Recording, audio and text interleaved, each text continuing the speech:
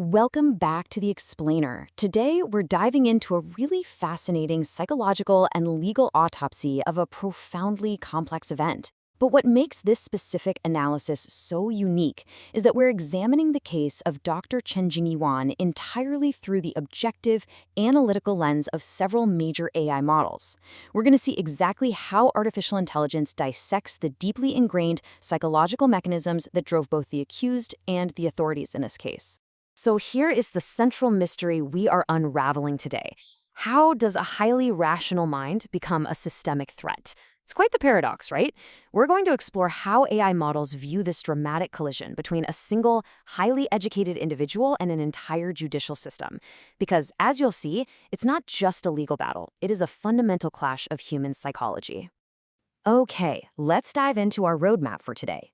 We'll start with the facts of the Chen Jingyuan case, then analyze the scholar's mind, and contrast that with the system's psychology.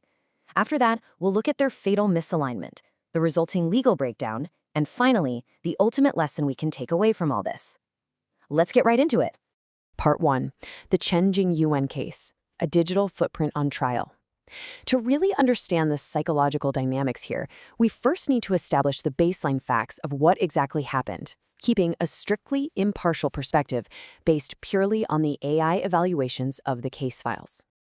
Just imagine this for a second. Facing almost 2 years in prison for sharing posts that virtually no one even interacted with. Dr. Chen, an independent scholar, retweeted posts on Twitter covering art, theory, and history. These were incredibly low engagement posts. Many had literally zero interaction. And yet, he was sentenced to 1 year and 8 months in prison under the charge of picking quarrels and provoking trouble. What's truly remarkable here is that all 6 AI models analyzing this case noted a complete lack of empirical evidence that his actions caused any actual public disorder. Now, the AI analyses don't just see this as a factual dispute over a few social media retweets. Instead, they frame this entire event as a profound structural collision.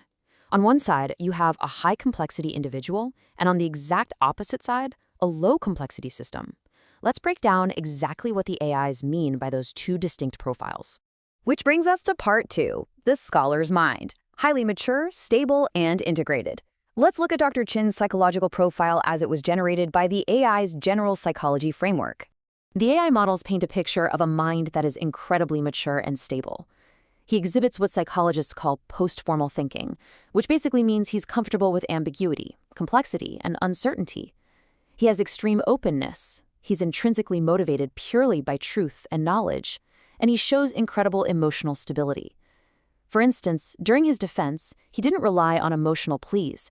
He literally cited mathematical principles, like the CAP theorem and network topology, to logically prove his tweets couldn't possibly cause a systemic collapse. The AI views this not as some sort of defiance, but as the totally natural, logical extension of a highly complex intellect. So, the crucial point is summarized perfectly by the AI analysis. His behavior is the natural extension of his long-term academic life, not a strategic choice. His persistence in court wasn't driven by some malicious intent to subvert authority. It was driven by a deeply ingrained internal value system of intellectual honesty.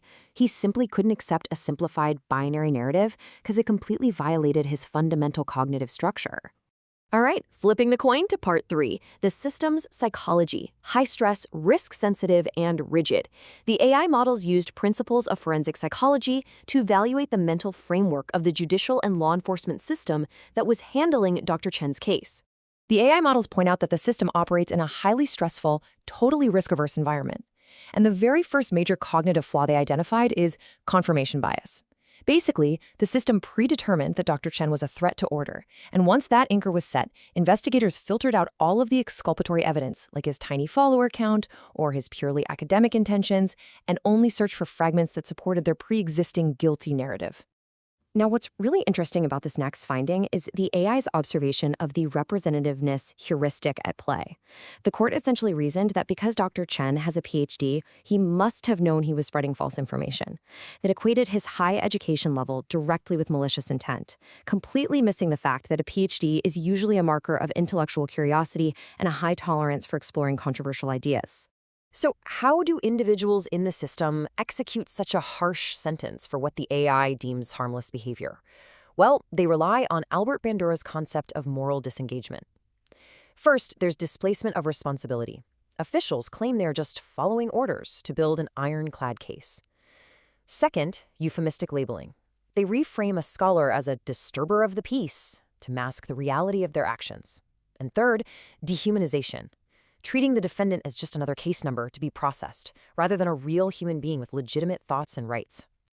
And this sets the stage for part 4, a fatal misalignment, when complexity collides with authority. This is the absolute climax of the AI's psychological analysis.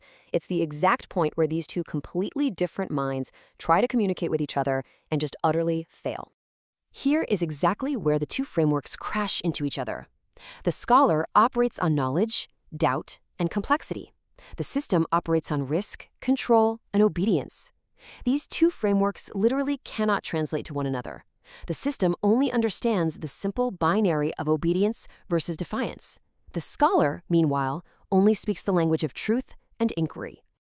And this brilliantly illustrates just how tragically that translation fails in practice. When Dr. Chen expressed intellectual doubt, the system misread it as proof that he knew it was false. When he offered complex scientific explanations to defend himself, they misread it as sophistry or just trying to trick them. His honest expression was labeled a bad attitude, and his strict adherence to academic principle was punished as flat-out disobedience. It shows how a high-stress institutional environment systematically misinterprets high-complexity thinking as a direct and deliberate threat. Moving right along to part 5, the legal breakdown, the digital legal matrix. Let's transition from the psychological autopsy to the actual legal consensus reached by the different LLMs. So we had 6 distinct AI models analyze this case. You had Quen focusing on practical evidence, Gemini looking at deep legal logic, Grok taking a civilization-level perspective, DeepSeek contrasting policy, and Copilot doing psychological mapping. But what is truly staggering here is that despite their completely different analytical lenses, all these models converged on the exact same conclusion. This case represents a total collapse of legal and structural integrity, lacking both objective evidence of harm and subjective criminal intent. The models also highlighted a massive fundamental attribution error happening in the courtroom. Basically, the court blamed Dr. Chen's personal character, judging him as intentionally malicious, while completely ignoring all the situational factors. They ignored the reality of how internet algorithms work, they ignored the nature of his academic research habits, and they ignored the physical reality that his actions had zero actual social impact. And procedurally, the AIs noted massive failures in the pursuit of justice. There was no public trial held. Authorities flat out refused to transfer the defendant's defense documents. Dr. Chen endured extreme pressure interrogations and ideological humiliation. The AI models neutrally observed that these procedural failures don't just bend the law, they inflict severe psychological trauma, totally isolating the individual and destroying their trust in the institution. Let's move to our final section and see how this builds into part 6, the ultimate lesson, the cost of cognitive misalignment. What do the AI analyses tell us about the macro-level takeaways from this entire event? I want you to really think about this quote from the AI analysis because it carries immense weight. The institution cannot understand a psychological structure more mature than its own. You see, the models view this not just as some isolated legal error made by a few bad apples. No, it is a tragic structural inevitability. When a highly nuanced, principle-driven individual is processed by a rigid, fear-driven bureaucratic machine, deep misunderstanding isn't just an accident, it's the default setting. So, I'm going to leave you with this provocative thought to ponder. If an authoritative system inherently misreads complexity as malice, how can it ever deliver true justice? Thank you so much for joining me in this explainer today, exploring how these AI models mapped the intersection of psychology and law in the Chen Jingyuan case has been absolutely fascinating. I hope this structured look at the evidence has sparked your curiosity to look a little closer at the hidden psychological mechanisms that drive human judgment, maybe even in the institutions around you. Keep questioning, keep learning, and I'll catch you next time.